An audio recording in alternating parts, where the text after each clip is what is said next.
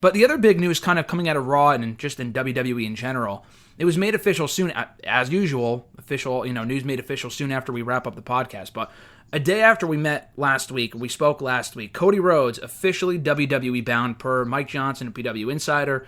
All these other sources have confirmed it. We kind of assumed that would be the case, coming out of, all the discussions and all the talk of him leaving AEW about a month and a half ago. We figured it would be the case. It would be more a matter of when than if, but now it's official. He is on his way in. The report indicated they might be saving him from the net after WrestleMania, but I think it might make more sense at this point with what we've seen from Rollins, who lost to AJ on Monday for the last chance of being at WrestleMania, which was also dumb, because why would we get Rollins versus Edge at this point? There was no real uncertainty surrounding that outcome.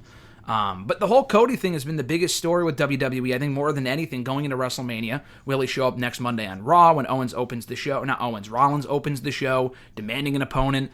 Or will he show up at WrestleMania like you pitched last week? Or will they save him for the post-WrestleMania Raw? So now that we know Cody Rhodes is going in, what are you thinking, brother? Where do you debut Cody Rhodes or have him return to WWE? I think you have him come out at WrestleMania. I mean, I think you need to do something. Like, maybe you have Rollins cause more of a muck on Raw, Sonya and Adam Pearce say, oh, you know what, we'll find your opponent for Sunday. It'll be a mystery. Rollins comes out, and then it's Cody. I mean, I wouldn't save him the right night after WrestleMania because I think Rollins should be on the show. So having him off, I think, is a big mistake. That's just, I don't know, it just seems foolish. Like, the whole storyline is him trying to get a WrestleMania match, too. Exactly. That's the whole point of the story, is him trying to get a match, holding him off. If anything, like, maybe he just comes out. It's not really advertised. It's more of him coming out saying, I want a match. Whoever wants to come face me. And then out comes Cody. I think that's what has to happen. Like I was thinking last week. You can't have him debut on Monday. Veer's coming. Veer is finally coming on Monday's Raw. He's going to outweigh his return. His final debut will outshine any buzz about Cody, so you got to have him at WrestleMania. Veer's coming on Monday. Listen, unironically, they announced it this past week. I am actually very excited. We spoke about this. I literally told you when we spoke last week in person, I want Veer on the post-WrestleMania Raw. They must have listened because we're getting it. They're not even like just waiting for it to be a surprise. They're actually advertising it. And that doesn't mean a lot coming from this company because they've advertised stuff before. They don't deliver, and it is what it is. But I think there's a very good chance they actually have him arrive on Raw that night. And honestly, I'm excited. It'll probably end up being one of those things where they hype it up for 8 months. He ends up not doing great, or he doesn't meet expectations of officials. They give up and release him within a couple of months. I'm sure that's exactly what's going to happen, but I'm looking forward to it for now. But with Cody, though, I've gone back and forth. I wrote last week that he should debut on the post-WrestleMania Raw. It's in a smaller arena. It would get a bigger reaction.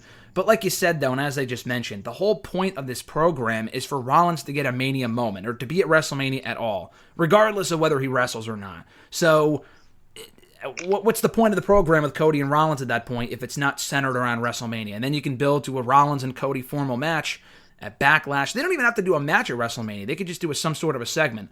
I think we've talked about this before, but what do you think, or how does he come in? Does he come in as the American Nightmare with the blonde hair and the downstate music, or does he come in as the old Cody Rhodes smoke and mirror Cody from a number of years ago? Which I enjoyed that version of Cody, but I feel like to dismiss everything he's accomplished in the last 6 years, love him or hate him, would be a massive mistake. Yeah, I think you had to have him come in as the newer Cody Rhodes. I feel like if you go back to the smoke and mirrors, like you said, you're kind of just like negating the last 5 or 6 years, which actually got him over to the point of he's like, that's why you brought him in. You brought him in for what he is now, not from what he was before. So I think it would be very WWE-esque that they'd bring him in and kind of forget where he was and how he got to that point. Because I feel like if you kept him the way he is now, you could build off his past experience with WWE, but also carry the momentum of what he had coming from the last couple of years. So I mean, I would have him be the newer Cody Rhodes. I can't wait for the inevitable press release the night after WrestleMania from WWE.com where they say that he spent the last couple of years wrestling in Jacksonville. Hey, they're not wrong. During the pandemic, he wrestled in Jacksonville the whole time. Hey, they're not wrong. Like when AJ Styles, he came out of the Rumble, he spent the last several years of his career making a name for himself. And let me check my notes. Universal Studios in Florida.